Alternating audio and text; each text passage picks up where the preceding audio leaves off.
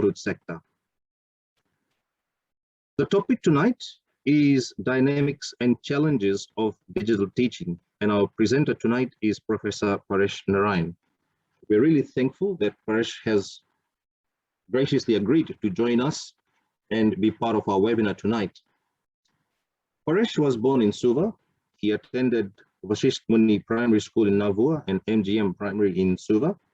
He also attended Suva Muslim College, and from USP, he obtained his first degree in economics. Today, Paresh is a professor at Monash University in Melbourne. Monash University is one of the largest universities in Australia. Paresh was one of the youngest professors in Australia when he was appointed at the age of 33. And today, Paresh is ranked among the top 2 researchers in Australia. He is ranked among the top 2 authors in Australia and top 1% of the world research papers in economics in the world. Ladies and gentlemen, I invite Professor Paresh Narayan to talk to you, the teachers of Fiji. And while Paresh is getting ready, just a reminder, in your chat box, we are going to put a link. Your link will be for the attendance. If you could please fill the attendance so that we can send out the certificates as we have always done. So I will stop sharing this.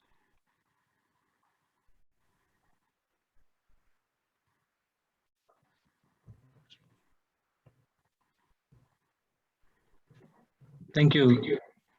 Thank you, Navneet. So you've handed it to me now, right? Yes. Yes, Paresh. Okay. It's over to you. Very good. Thank you very much. Thanks for inviting me to speak to you all teachers. I mean, I'm also a teacher in one way or another, coming from university teaching. So we are in the same space. We do the same sort of things. The objective is the same. We want to produce high quality students. And this is one of the reasons when Navneet invited me to speak to you, I was very pleased to accept the offer, because I thought that it's an opportunity to share some of the experiences, as well as to ask you some questions because of your experience in teaching. You, as Navneet said, representing 100 or different schools, so we all have different experiences, and it will be important to finally, at the end of this session, maybe identify some of the more strategic things that needs to be done to improve the teaching infrastructure, the teaching platform, and so forth. So if we can come up with some policy-oriented, strategic needs and requirements for teachers going forward, that will be a very, very useful thing. So that would be the objective of that, and that's why I thought I should come and talk. And obviously, through this medium, this is the first time I'm talking to the teachers. So it's a wonderful opportunity for me to also learn. There's 4 things I want to talk, and then I also want to ask you some questions and also learn in the process, with the hope, as I said, that we narrow it down to some of the new things that we can do collectively to make the teaching platform, the teaching environment, infrastructure better. Okay? So the 4 things I want to talk about is really the history of teaching and teaching styles, a very brief snapshot of my experience in that, and I'm hopeful that when your time comes to talk, you would be able to add and improve upon what I'm going to say or share. I also want to, as a second thing, talk about the difference between child growth in Fiji versus Australia. And I choose Australia for the very reason that I'm more familiar with the Australian education system, having been here for more than 20 years. So it's a nice way of kind of comparing how a child grows and what are some of the key features of a child growth. And I think this is very, very fundamental to all of us, or most of us who have got children, because we obviously want them to grow, and we always look for a better environment for them to grow in terms of knowledge. So I think that would be useful. And given we talk about Australia, I think being a developed country, many of the things that we're going to talk about, or I'm going to share, I think will have similarities with other developed countries in the world. If I may request very kindly that you put yourself on mute so that we are not disturbed by the background noise that intermittently would. All right. And the third thing is, I then want to talk about the future of teaching. And I think this is very important. It also matters to us in the university education environment, the future of teaching. And obviously, there is a link from primary school to secondary school to tertiary institutions.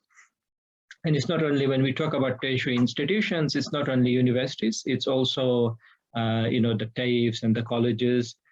So there is clearly a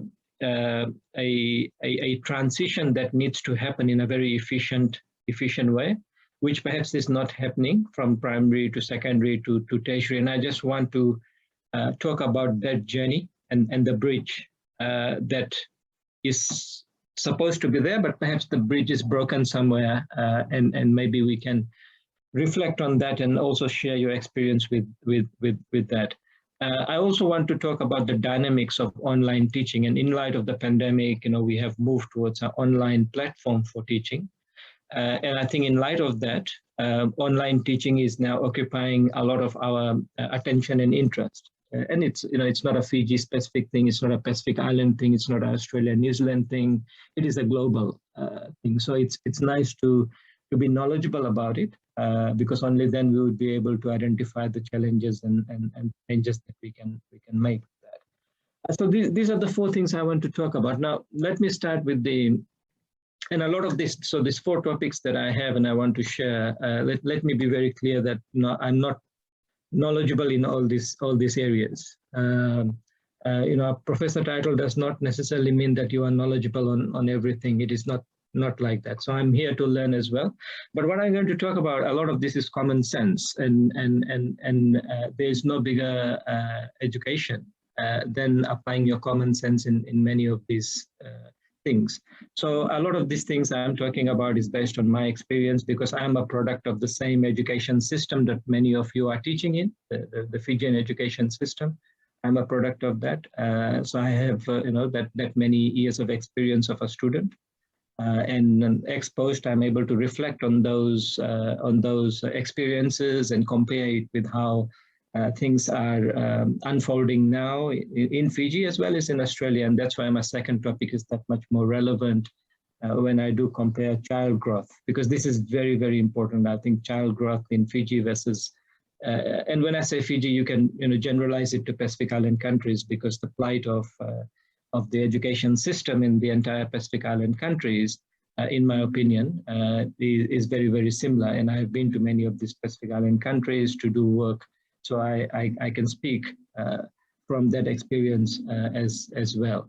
Now, in terms of the history, and I'm not trying to talk here like a historian.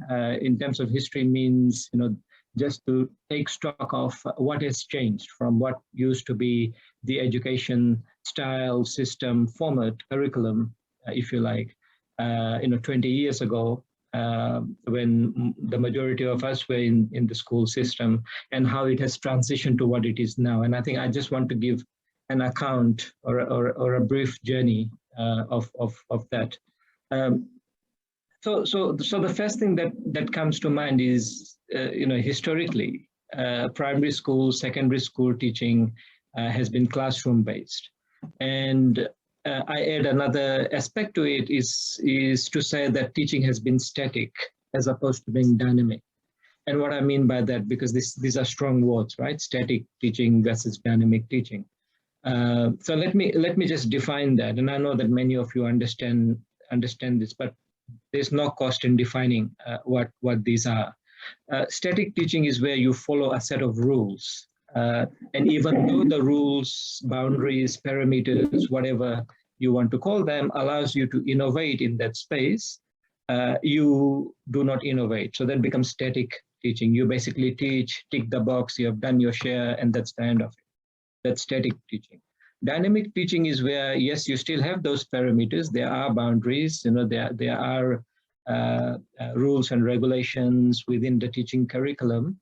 But within that space, it allows you to innovate. You can innovate on multiple aspects and on multiple channels. And I can talk about these later, and you can share your experience of innovation as well. So the moment that obviously different teachers have got different teaching styles, right? And this is where what I mean. Your teaching style reflects the level of innovation you bring into teaching. That's what I mean by dynamic teaching. Going back 20 years, when I was in the school system, many of you were in the primary and secondary school system. Teaching was very, very static. There won't be anything innovative about teaching. Every Monday is the same sort of thing. Every Tuesday is the same sort of thing. Every Friday is the same sort of thing. So it's very static and a very homogeneous way of approaching teaching. So that's the first thing, and one of the reasons why teaching used to be static is because at that time we were not exposed to teaching-oriented technologies. This has been a major change in the education market. Now we have got more exposure to technologies, and students have started to use iPad and laptops and what have you, different devices. There are different apps as well, which allows learning to proceed at different speeds and at different times with different content. So, a lot has changed, and it's not a criticism of teachers or the system for that matter. It simply reflects the market sentiments and how that particular education market has changed from a technology point of view. So the teaching style has kind of changed from being static to more dynamic. Whether or not that is helpful for the students is a completely separate subject for discussion. Because the majority of, not the majority, we all are successful in what we are doing. So we are a product of that system, which was static, and we are here today, being educated to the level that we have, and the successes that we have achieved is a reflection and a credit to the Fijian education system, although it was static. So that reflects quite significantly. Although the other side of the coin is that we are a very small fraction of that sample that has gone through that education system. So we'll probably be like a 0.01% of that sample. The question is, what has happened to the remaining graduates of the primary and secondary school system, and whether a more dynamic education system and teaching styles would have graduated more and more of those those students into what we are today, right? So that's an open question, whether a more dynamic teaching style would have opened up more opportunities and more different career paths. So that's something to reflect on, and I think there's no clear-cut answers to that. One of the things to reflect on when we talk about the history of teaching in primary and secondary schools is that, and I'm going to ask questions and I'm going to answer it based on my experience, but later I want to hear what your answers are. As I said, I know I don't have a monopoly on ideas, and definitely not on this subject of teaching. So was the teaching style leading to critical thinking? You would have heard a lot about critical thinking. Where did 20 years ago, 10 years ago, and even now, right, as we trace the history of secondary and primary school teaching, have we produced enough critical thinkers who can go on and become leaders, who can go in and solve problems that are faced by the world, from climate change now to even the pandemic, right? Have we produced enough critical thinkers? My answer is no. We have not produced enough critical thinkers because the education system was not dynamic enough to do that. am I, do I have complaints against the Fijian education system as I was growing up? No. Why? Because, I am a successful product of that. Do I have complaints on behalf of others who have not been able to be as successful as most of you or me? Yes, I have, because I felt that the education system has failed the others. So while personally I don't have any complaints because I'm a successful product like you are, but on behalf of 90% of the other students who have missed out, I feel that the education system has failed them. So that's my question and answer, right? Yours would be different, and that will be the more interesting part. The second question is, what's the focus 10, 20 years ago, more on the top 3 students, on the top 6 students in the class? My answer is yes, because that's what I experienced. And it will be interesting to know what is the scene now in the primary and secondary school system. Is the focus on the brighter students more? And I'll be surprised if it is not, because that has been the culture. And I'll be happy if it is not, because that means we have broken away from a culture that kind of took care of the more brighter students and left those that were kind of weak academically. So I think these are important questions because I was part of that, and my friends were part of that. And it is a clear limitation of the system because that impacts on the quality of graduates you produce. And I think when we talk about the history of teaching, this needs to be made mention of because it's an important highlight. At least for me, it is. For you, it may be different, and I'd be very much interested to hear that. Where there are strategies designed to help assist those students who were weak. I never experienced that. In a class, if you are the top 10 students coming first to 10th in the class, after that the quality declines fairly rapidly, isn't it? I mean, that's what I experienced 10 years, 20 years ago. That's what the messages I have got in the last 10 years. Whether that is still the case, I don't know. But that's something. For you, representing 107 or 110 different schools would be able to share with us. And that is very, very important. Do we have strategies? Does the curriculum support a strategic approach of assisting those students who are weak in mathematics, for instance? Do we have a separate class for them? In our time, it was not. Hopefully that has changed, but that's something to look forward to. The other question is, does the school system prepare graduates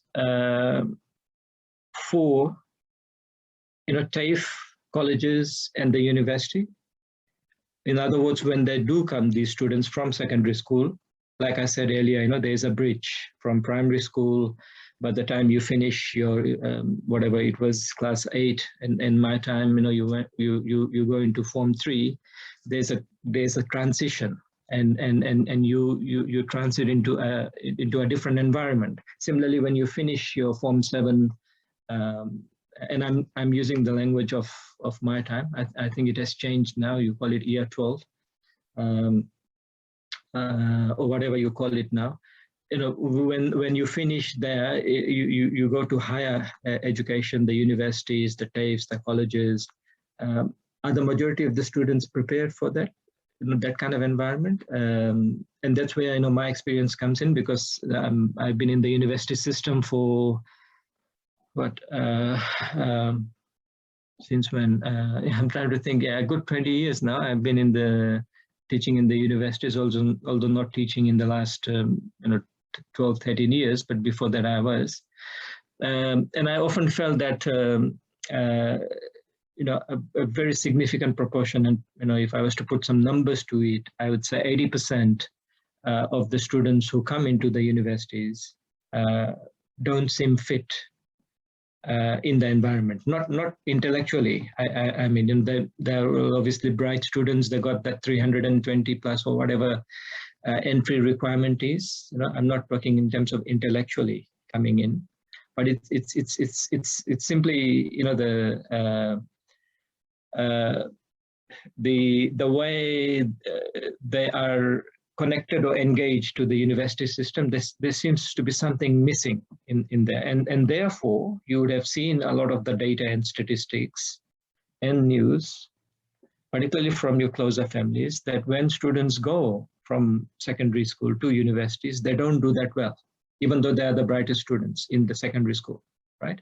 One of the reasons is that because they're not ready for that type of lifestyle, that type of demanding expectations, and of course time management and discipline, and the ability to you know, meet different sort of deadlines, multiple deadlines, multitasking most of the time. So there's a host of issues that one needs to be on top of to become a successful university student, right? And many of, I'll be surprised if there are people in the audience who don't know, you know, students who were very, very bright in the secondary school, but the moment they went into the universities, they did not quite do to their expectation and did not meet that kind of high expectations that they were expected out of them, right? And you often wonder what has gone wrong. So it's the environment, and that's what I mean, that the curriculum, in my opinion, the secondary school curriculum does not quite prepare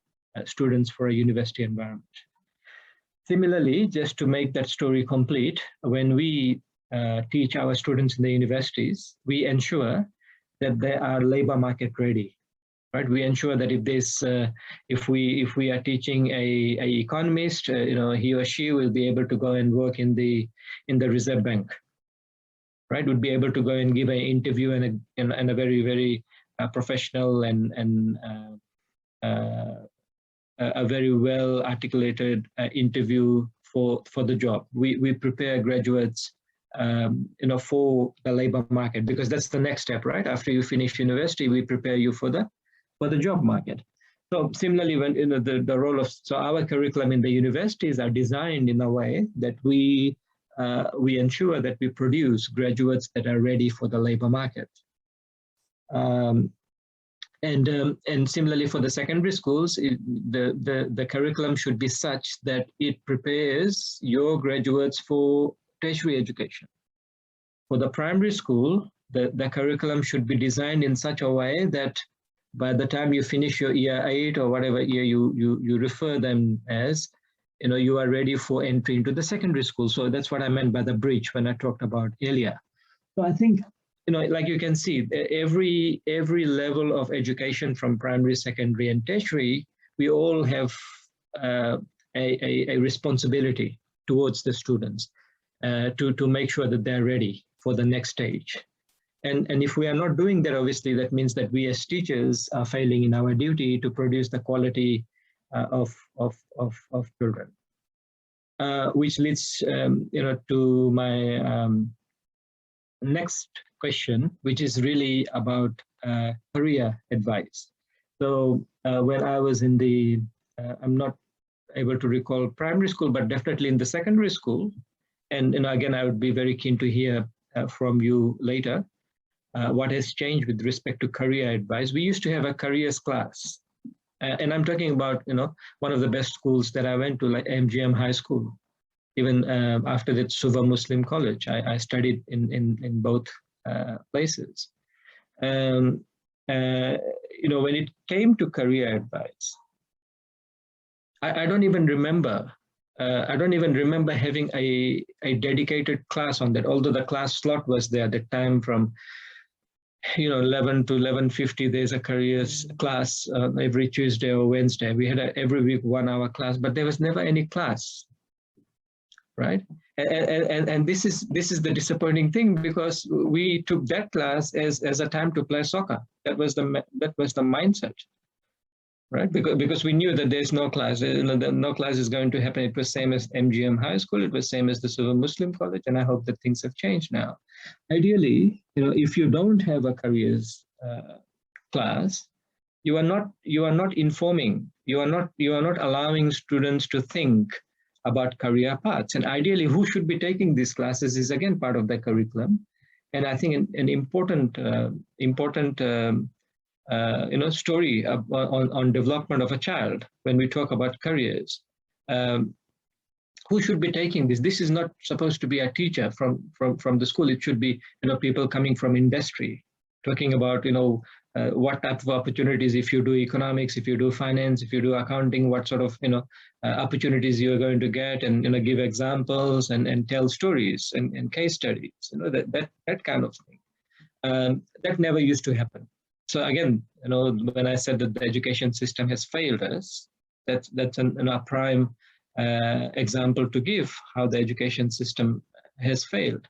And obviously, like there are heads of school here, or what we call principals or assistant principals. I think they have a responsibility as well to ensure that these classes take shape, and they haven't. So it's not only the ministry to be blamed, or the curriculum, because the curriculum clearly allowed a careers class to take place, but it never happened. So it was really a joke, like our playtime for us. And in fact, the meaning of a careers class was never part of our understanding. So the fact that many of us went and became something was really, our own work. Nothing to do with the education system. I don't think that the education system, allowed us to do bigger things. It allowed us to know the ABCD,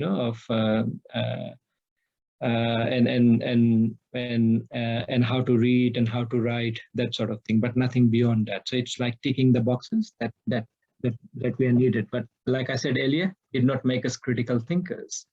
I still see many of them. I interact with a lot of people,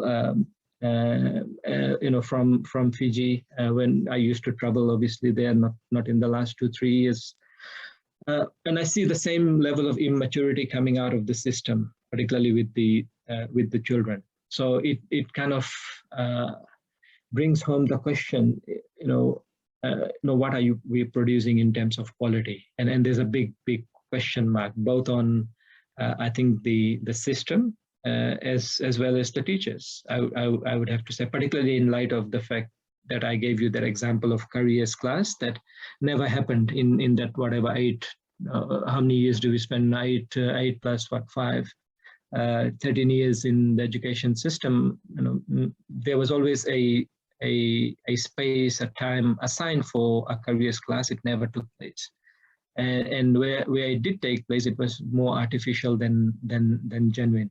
So these are I think some of the very, very big issues in the growth of the child, which takes me to the next thing that I want to discuss now, which will be about child growth in Fiji versus in Australia. How we, having gone through the Fijian education system, how our growth has been so very, very different than our children's and those who are studying in the Australian system. As I said, it's a developed country system. It's not a comparison to say that the system has failed. It's simply a comparison to reflect the two types of markets. And like I said, when we talk about Australia, you can generalize it to New Zealand, USA, and other developed countries, because the growth would be very, very similar to what is happening in Australia. So let's look at what are some of the key features that strike as key differences. So one of the things is the culture of reading. When I was in the, or we, I should say that, because the majority of us kind of fall in that same category, 20 years ago when we were in the system, or 30 years ago, whenever it was. I mean, time flies so fast, you only realize it when you sit and reflect on it. The culture of reading was never there in the Fijian education system. It's true in the Pacific Island countries as well. Whether it has changed in the last 5 years, I don't know, because I have not been, a part of the system, or I have not had that kind of information flow coming in. But the culture of reading has not been there. In Australia, it is.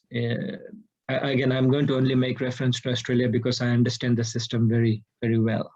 We know that reading, there's no substitute to reading. Reading takes you to places. reading makes a difference. Reading, allows you to understand the behavior of not only individuals, institutions, and the world, right? Reading allows you to think about new things. Reading allows you to criticize the existence of our own selves and the systems, and it allows you to criticize institutions, governments, and so forth. So there's no substitute to reading. Reading is key, right? And if you don't have a culture of reading, you cannot produce critical thinkers. And that goes back to my earlier point that our system has not produced critical thinkers because, of course, the reading culture was not there. We used to read all this Macbeth or whatever, all these novels were there. Those are all good. We need to read that, and I'm not trying to sidestep from the very fundamentals. But this is reading that is reading of library books, reading of story books, reading of magazines, the reading of newspapers. And reading starts in Australia from the daycare, when children actually start to go to daycare, and that's like 2 years old. Reading starts from that time. As they graduate into kindergartens and year one in the Australian system, the focus on library books multiplies. It just goes over the roof. Every week, every Wednesday or whatever it is, a day is a library day, and they have to borrow 2-3 books and read and return and summarize. And it's not only reading and then writing about it, and then turning up to school the next day and standing in front of your fellow students and summarizing whatever you have read. It's a very different culture, which helps students grow. Like I said, reading is the key thing. That is a big difference. So a culture of reading. The second is a culture of communication, and I think this is again fundamental to the growth of a child. How you communicate. Many of us 10, 20, 30 years ago in that system, if and I'm talking about even in Form 5, Form 6, Form 7, standing up and talking about a subject would be unheard of. Right. Obviously, slowly a lot of these debates, oratory contests, and things like this came up, and more students started getting opportunities. But these opportunities, if you reflect on them, were kind of reserved. It was reserved for the top 3, top 6, and that's where my top 3, top 6 focus comes in, because it was always those students who, these are bright students coming first, second, and third. And oratory contests, debates, writing essays, give it to them, right? That's what the system wants. I never used to be in the top 3 students most of the time, and I never used to get an opportunity to do these things, right? So the thing is that, and the system is very different here. Here, everyone has to do it. So everyone will rotate, regardless of where you are. Here, the system is, in Australia, they don't give you a position of first, second, and third. That's out of the way because it discriminates. It discriminates again. It creates that kind of favoritism. It discriminates, and it makes the person who's coming 20th in a class of 25 students feel inferior, right? So the system does not discriminate from the very first day. That kind of a system is not here where you rank students, because you cannot. The simple point is that you cannot judge the quality of a student in year 1. Even you can't judge it in Form 7 or whatever, year 12, right? Because as I said, many of the top students coming from Form 7 with marks close to 500 would not be able to survive the university system, because the university education is very, very different from secondary school education. As you progress more towards master's degrees and PhD degrees, it's all about writing. It's all about reading, writing, creative thinking. It's not about secondary school type education. So the thing is that ranking that we give and discriminate students and tell them that you are 25th out of 30 students in the class, so you are you cannot be part of the debate team, or you cannot be part of the essay writing competition or what have you. These are discriminatory systems which have taken us backwards, and that's where I felt, and I said earlier, that the education system has failed the majority of the students by creating a type of a system which kind of discriminates. And the moment you start to discriminate, you're going to lose a lot of the very, very good students. So that's a very, very important difference that we see. The culture of communication here, standing up and talking. Like I said, you go read your book, come up, not with a write-up. No, you don't write. You come and stand in front of the class, and for 1 or 2 minutes, and this is happening with the year ones, year two. You stand and you summarize what you have done. After coming from a school holiday, the first task is what? You stand in front of the class and you tell what you did in the holidays. Right? What the system does, it allows students to stand up and talk.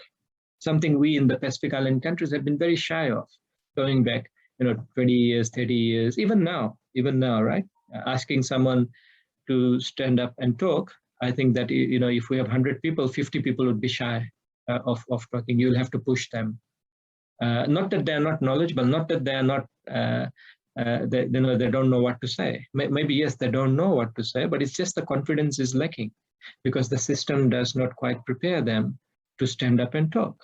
Here it starts from kindergarten. They do it from there, and it makes a difference. Writing a lot. Again, when we talk about communication, it's not only about speaking. It's not oral. It's also written communications. Writing. My writing used to be extremely poor when I started off, simply because the English classes in the primary and secondary school was not to the world standard. When you move out of Fiji and you move into a real world, like many of us have done, and particularly those who have gone to do more than the bachelor's, like masters and PhD, this is where you have to write. You have to only write and read. We got exposed to the system, and that's when we learn that whatever we have been taught as English classes have been pretty much rubbish or close to it. Because it meant that in that competitive world, for example, when I came to Monash to do my PhD, and this is, I'm talking about 2000, when was that, 2000? Yes, year 2000. There were 30 other PhD students from all over the world, from mostly from developed countries. And all of a sudden, standing in front of them, sitting and talking in front of them, I realized how inferior my English was, both spoken, not so much spoken, but in particular written. And only then you realize that whatever you have learned in the system has not helped you in that way that you would have expected, right? So you only realize the limitations of the system once you have reached a certain stage. Now, many of you, if you just go and do your bachelor's or maybe even master's, you won't realize that because you are not exposed to that, to those type of limitations of the system. But for those who have gone and done PhDs, and I have supervised many PhD students, including from Fiji, I'm using that experience to even those who have done PhDs after some struggle, still struggle with the language because the growth wasn't there, right? So that's why writing, reading is a big part of the culture and communication. On a similar vein, when we talk about writing, even with a bachelor's and a master's degree, when you go and do policy, like going and working for government in Reserve Bank or in the Ministry of Finance or Ministry of Education, wherever you go, you have to write, right? You have to produce these policy documents, you have to analyze this, you have to do all these kind of things. Your critical thinking, first of all, is useful, but then your ability to write, if you're not going to write clearly and pass the message clearly in a written way, there's no policy, and that will be reflected in poor quality policy. So as you can see, it's not only about doing a PhD, it's really about everywhere we go, all the jobs we do, we have to write. And writing is a big part of the story. The last thing that distinguishes child growth in Australia versus in Fiji is the physical education. An integral part of child growth here is on physical education. They expose you to a wide range of things. And again, this is, relative to opportunities, to infrastructure as well. But we need to start to grow if we want to grow our children. Here, the focus on sports, physical education, a whole range of sports and infrastructure and facilities is uncomparable. And what it does, it matters, right? It's not only about playing and having a physical education. It's also about career paths, because once students in our system here finish their university education, they have the option of going into sports as well. And the fact that Australia as a country is able to do so well in Olympics, being a small country, in Commonwealth Games, and you see there is a sports culture inbuilt. You can only have a sports culture the way that we have, broad range of sports, allowing opportunities to not only males but also females equally. You see, in our Olympic medal tally, it's almost 50-50 in terms of contributions of males and females. This is very important, right? That there's gender equality as well when it comes to physical education, from primary school to secondary school to tertiary school, reflected in the national achievements in the international arena. This is important because it's a career path. It's a path that takes you to places.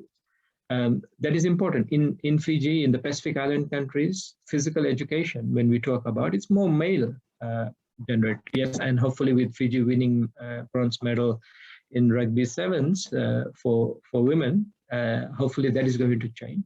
But that's not the only thing. It's about providing males and females equal opportunities to all the different types of sports, from rugby, from soccer, from all these different types of sports, athletics, and so forth. So that's part of the culture, and it helps child growth. And I think we have a long way to catch up here. As Pacific Islanders, we need to learn. We need to see how things are happening, and we need to embrace that change in our curriculums and change it, because otherwise, the system is going to collapse, as has our health system. Because we have not learned by looking at. Let me not talk about the health system, but the fact of the matter is that you see how when we don't learn by looking at others' experience and how well they do, particularly when the system is just touching distance from where Fiji is. In terms of exposure to Australia, the closeness distance, Australia and New Zealand. If we don't learn, we are only going to go backwards. Question is, has the Fijian education system gone backwards compared to 20, 30 years ago? I would like to argue, yes, it has gone backwards. And I would like to be challenged on that with evidence. I can give you evidence that it has gone backwards because I intercept students out of the system, and I feel that the level of development and the maturity that these new students coming out of the secondary school is much lower than what it used to be during my time.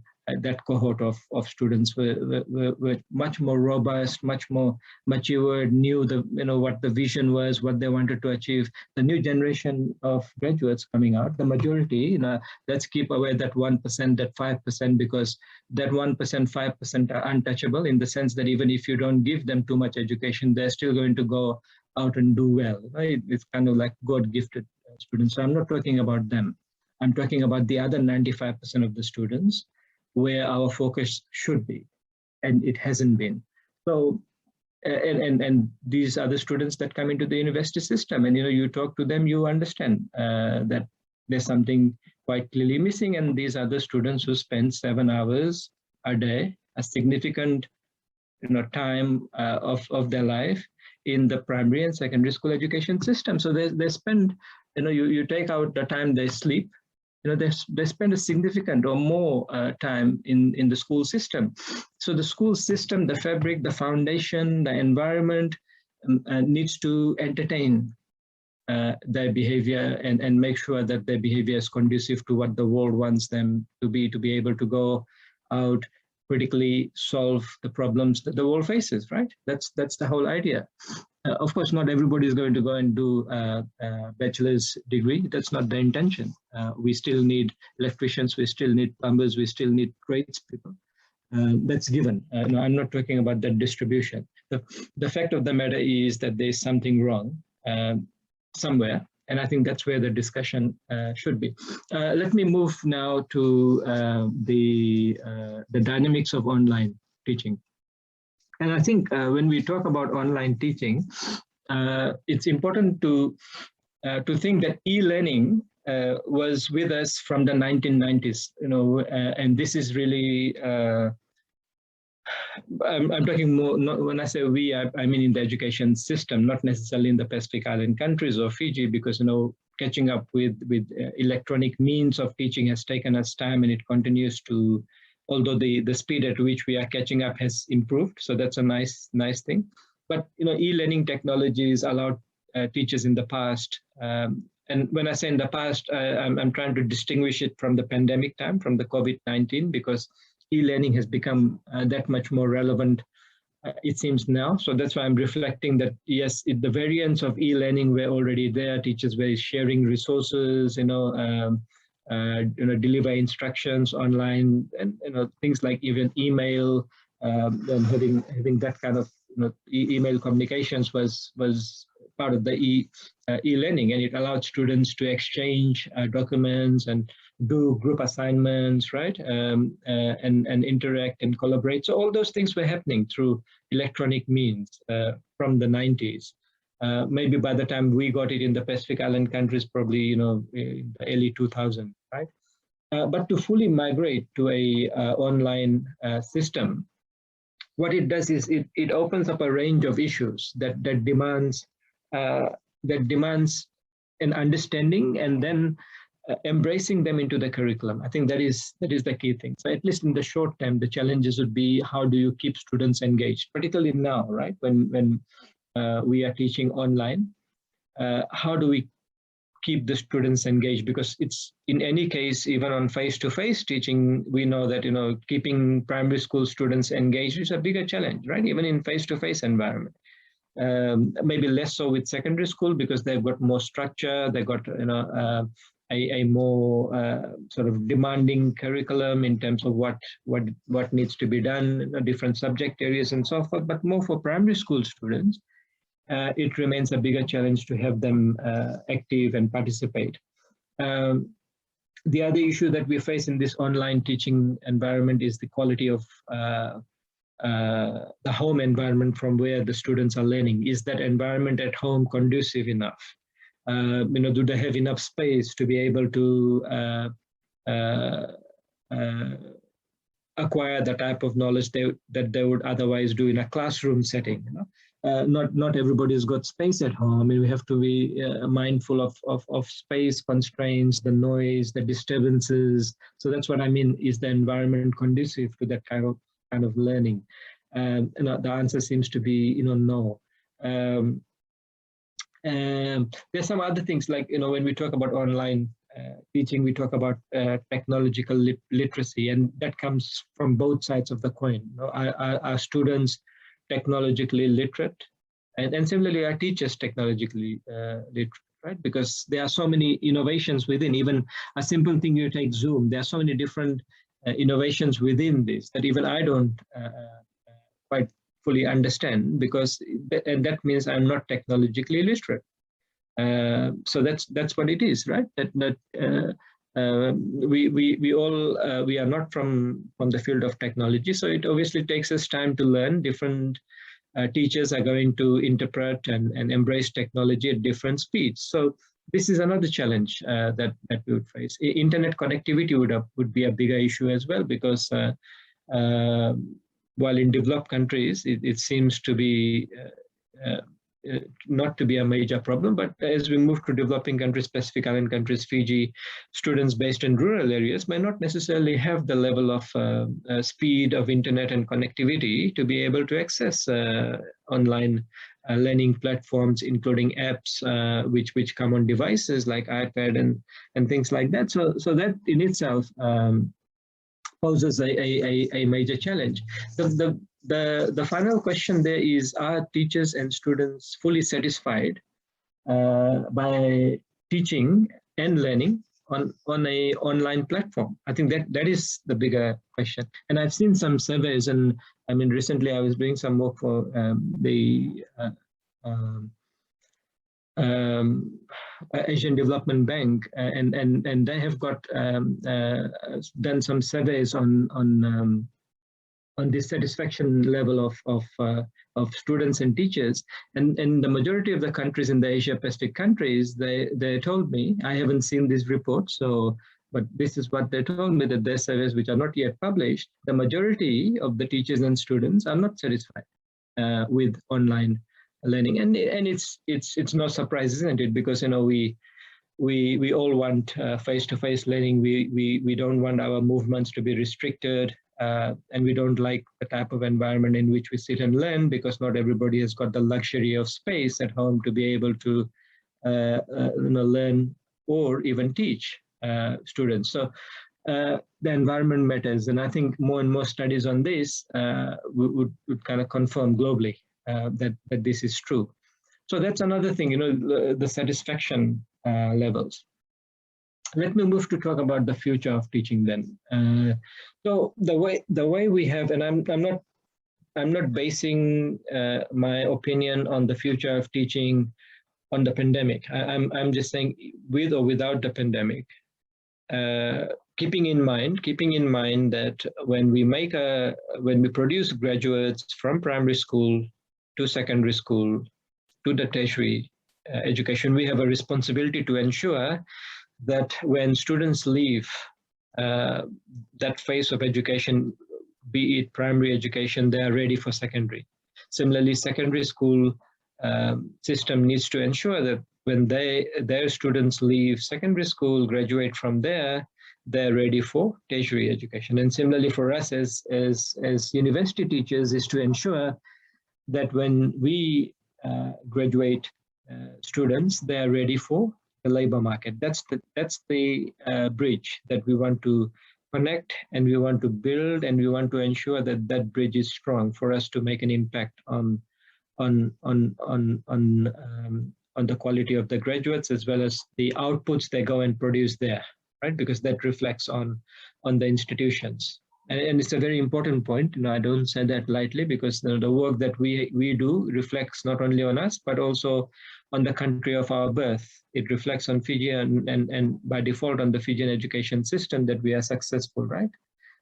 So this is important whenever we produce graduates. I feel that the future needs to change, and I think this is where perhaps more focus can be emphasized, how we change or revise existing curriculums to ensure that we entertain a system that the world demands for us to be meaningful. Otherwise, what will happen is that those who are able to move to developed countries would be sending their children for education there, like they do for higher education. And those who are marginalized and are not able to access the developed country markets will be the ones sending their children to the local schools, and then that will lead to the collapse of the system. So what I feel that we need more field trip-based exercises. The classes need to be more field trip-based. There need to be more scientific and data-driven exercises, and there need to be exercises that help students identify world problems and provide solutions. Now, these are big words. I know that I've said some big words, right? Identify real world problems and find solutions. These are big words, but when you think about it, you can actually implement these things from primary school, right? You can, even in primary school, starting from the class 1, you can design problems that mirror world problems, right? Very simple type of problems that allow students to think, right? Simply, things like, I mean, I don't want to go into the details. I mean, you are more experienced into teaching, but at every level, real world problems can be designed at that level. That's what I'm saying, and it requires, yes, it requires a bit of work, but it's all doable. I mean, I can think of a range of real world problems from small to big as you go into higher years of your education. That kind of problem, real world problem, becomes more and more real and realistic. Okay? That type of thing, and then you allow your exercises need to be based on that. Similarly, data, exposing them to data, because the world is moving towards data. You must have heard about big data. It's data-driven world, right? We need to understand the behavior of every individual, behavior of institutions, behavior of governments, behavior of countries, behavior of companies. It's all about data, and you need to expose data from the very early years of education to the students. Give them some very simple data, and this can be made up data, right? It can be made up data, but it should be data that is realistic, that they can make sense of, data that they can play around, right? Making games out of data, and there are a lot of academic exercises based on this data, games, that kind of model. Exposing them to data is very important, because as they grow and as they graduate, as they go and work in the civil service or in other institutions, it's all about data. Not all about data, but 99% is about data. The other thing I wanted to talk about is the high-touch, high-tech learning mode. I think that will become a bigger part of the future of teaching. Adaptive technologies, that's what we mean by high tech, right? Using variants of existing technologies to suit the needs of the students. Okay, yeah, identifying what the limitations of students are, and then adopting technologies to address that. Personalized teaching. So once teachers are able to identify what exactly are the weak points of students, you group them into different groups, and then you address their limitations using technologies. The focus really should be on higher order skills for students. So it's more about complex problems as you go higher towards secondary schools, right? You may not necessarily be able to do complex problem solving at the primary school level, but at least introducing them to the idea and keeping them in the game, and making them ready and prepared for the challenges coming, forthcoming, should be the goal. Critical thinking, like I said, we need to get them to think critically, identify problems, come up with solutions, that sort of thing.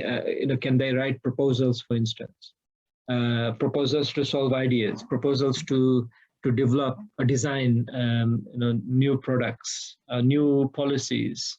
And policies doesn't have to, we're not talking about government policies. It could be you identify a problem, and it could be small problem to big problem, depending on what you are teaching, which level you are teaching, and then ask them to identify solutions based on that particular problem. And it could the problem could be as simple as a fight between two friends, right? Starting from something like that. How do you go about solving that kind of problem? Getting them to think that there's a problem. At some stage, but perhaps in the secondary school level, I think that there needs to be specific classes on how you design proposals, because it's all about proposals, right? When we talk about solutions. And whether or not that is happening, I don't know. But if it's not happening, I think that needs to start, because future is about solving the world's problems. And we've seen a big problem now that we are facing, and how we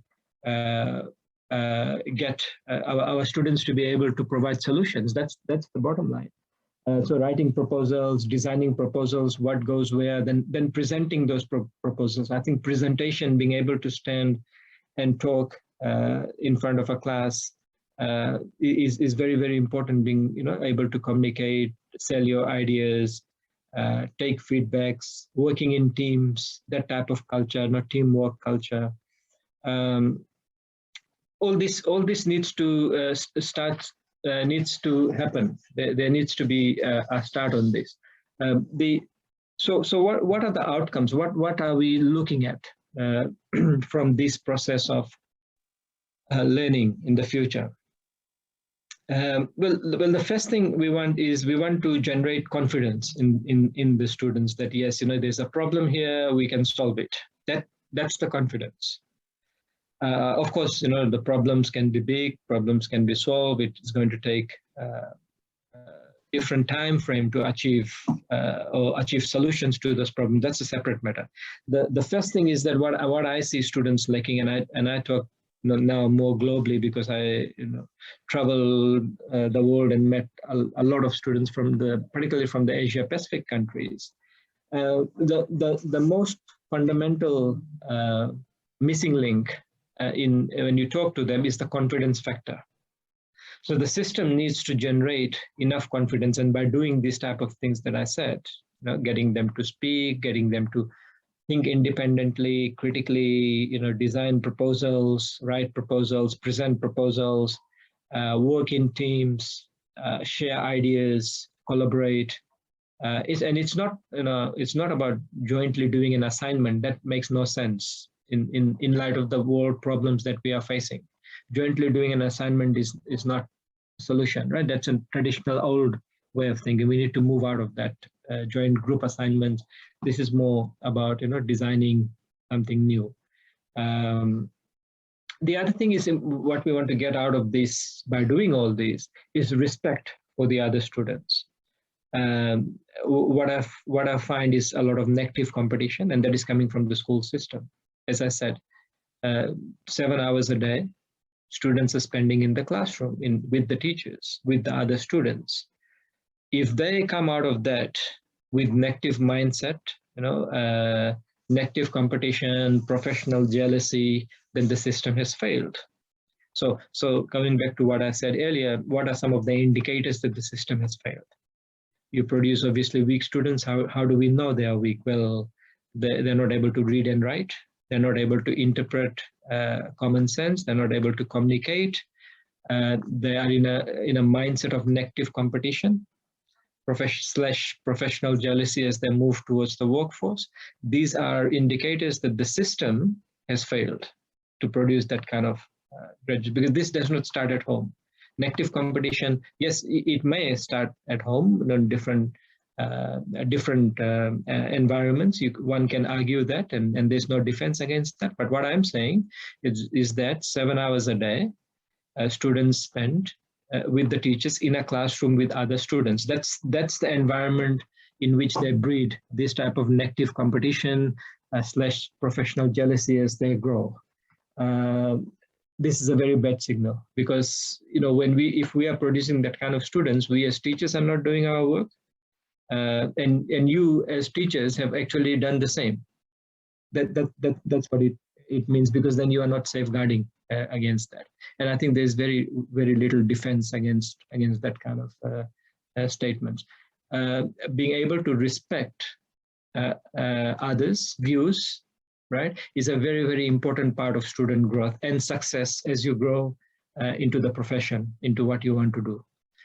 The problem is that in 80% of the cases that I have come across, there's lack of respect for another individual's view. So for example, if your student is standing and presenting a proposal, and if there's another student who critically says, no, this is wrong for these reasons, 1, 2, 3. What the students should be learned to do, the student who's presenting, is to appreciate that view, try to understand, why that is the case in a positive manner, rather than taking it as a negative feedback.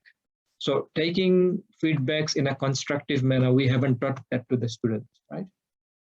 That is the problem. The problem is when you don't necessarily appreciate the value of feedbacks. If you don't appreciate, you will not be able to improve your own work, your own thinking around that work. That's a global problem.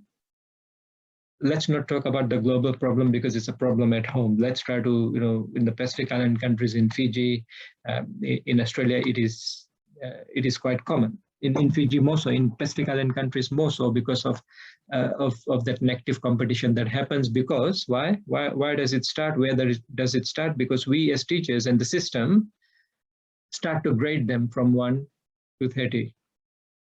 Right? We already tell that you are weak because you are number 25 out of the 30. We already create that kind of system, so that creates negative competition. In the Australian system, that doesn't happen. There's very little negative competition, if at all. At least in my experience of it.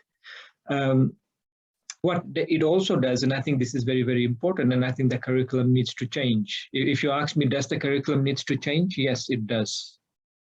If we don't do, we will always be, like a developing country.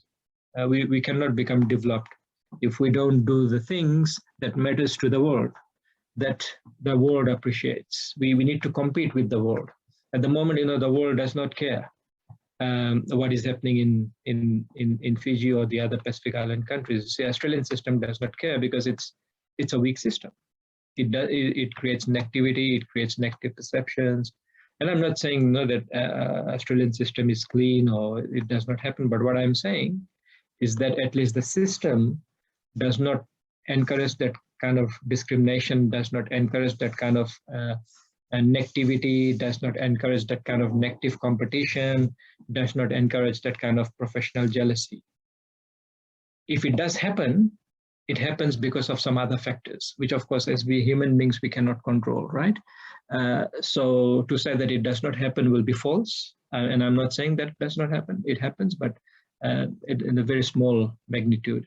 So the point here is that we need to create that.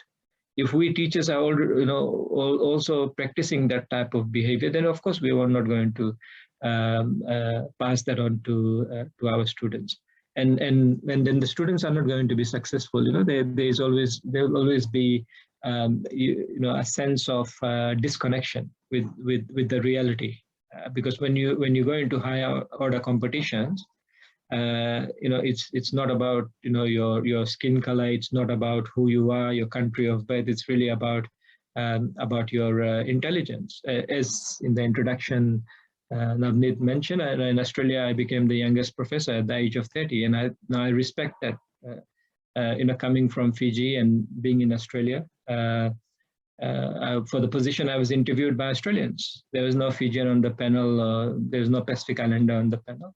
It was based on merit, and that's what we need to stand for. We come from a system where competition is encouraged, but positive competition, not negative competition. So I think this is very, very important, that we create a culture of competition, because competition is very, very important. There's nothing better than having competition, but the proviso is that the competition needs to be positive competition. The competition needs to be driven in such a way that if somebody succeeds, the others should draw inspiration from that success, right? Are we doing that? No. I don't think the education system does that.